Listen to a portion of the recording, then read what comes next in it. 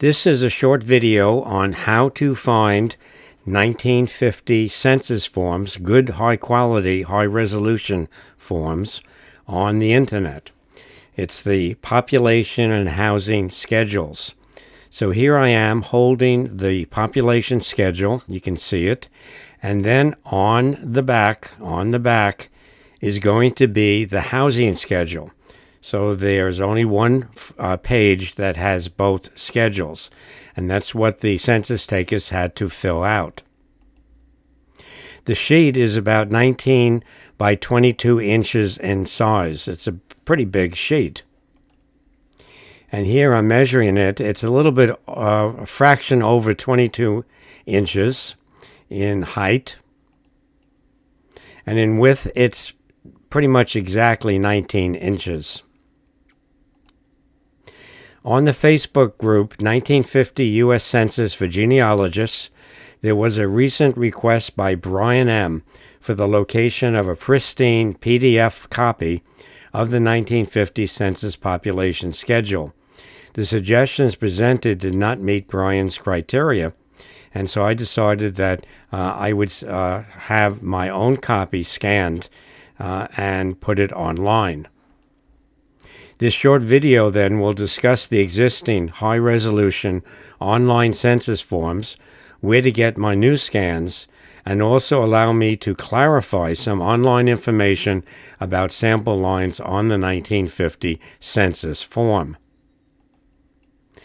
So this is the Census Bureau website. You can see the address on the bottom. You can pause to get it.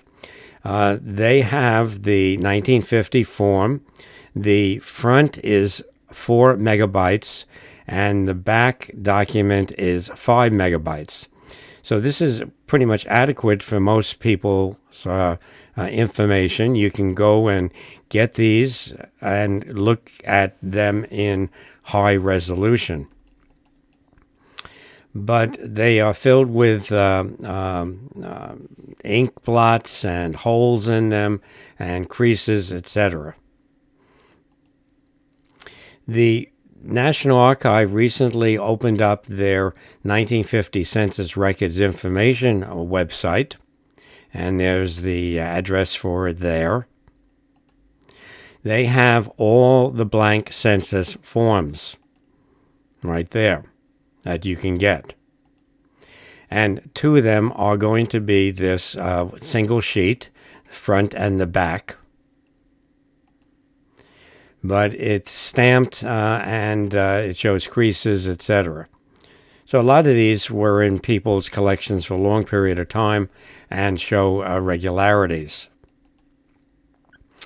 So I took my blank form, an original census form, down to Staples and have them scan it.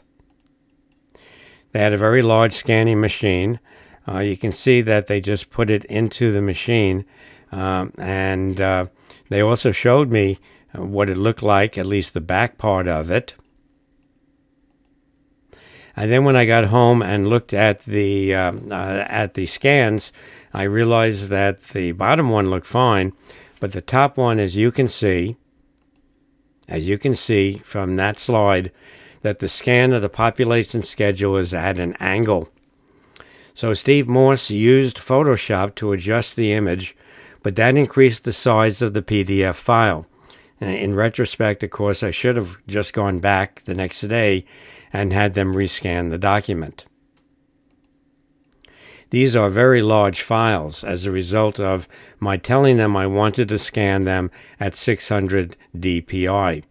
The housing schedule's PDF file was 12.3 megabytes in size, and the population schedule was initially 9.5 megabytes in size, but after adjusting for the problem, it became 28.1 megabytes in size. So these are certainly not small file sizes. You can find these PDFs at and Steve gave me permission to put them on the One Step website, and there is where these PDFs are, these new ones. Here's a look at what the website looks like. You notice that at the bottom there is a warning for people who use Firefox that Firefox couldn't handle this large size to actually display it. But you can still get the PDF documents and save them. So there are instructions on that.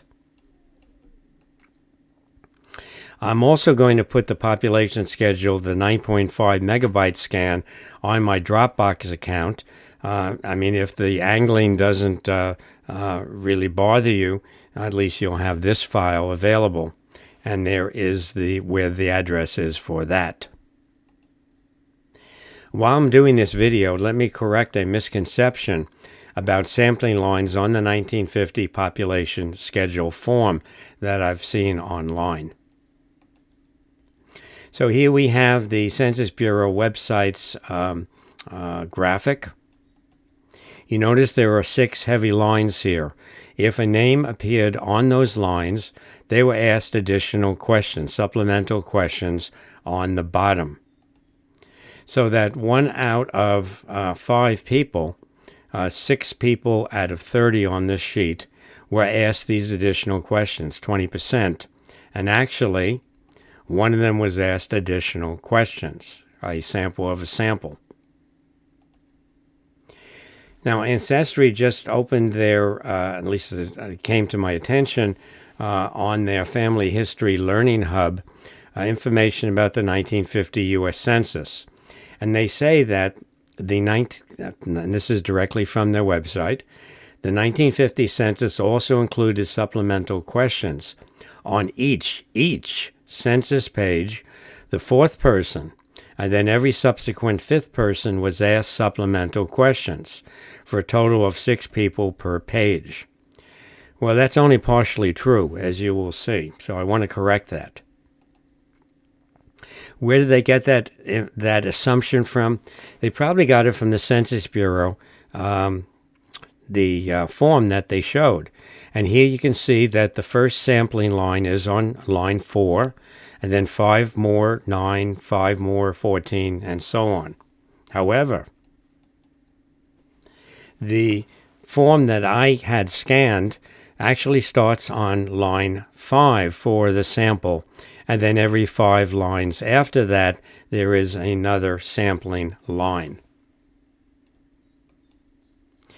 In fact, one can go to the enumerator's reference manual, and I highly recommend everyone get a copy for their files on this. And you can find out, for instance, this is the instructions to the enumerators, that in 182, it says every 5th line is a sample line. Well, that depends on where you start. And then on 184, it indicates that there are 5 forms of the schedule. And they're all within the same ED. So the sample line numbers vary from sheet to sheet within the ED. It's not every ED has the same sequence. On one sheet, for example, the sample line starts on the 1st line. On another sheet, the sample line starts on the 3rd line. We've already seen where a sample line was the 4th line started and the 5th line, and there's probably a sheet that has the sample line starting on the 2nd line. They did this to avoid line bias, if there was any bias in terms of positions. So, yes, every 5 lines, when you first start, has a sampling line, but the initial line will vary. It will vary. So this is another of my JDW talks. I have YouTube talks on census resources in Ellis Island, and on, since I'm a retired field biologist, on natural history topics and virtual birding field trips. And the address to all my talks you can find there in the yellow. Okay. Good luck on your searches on the 1950 census.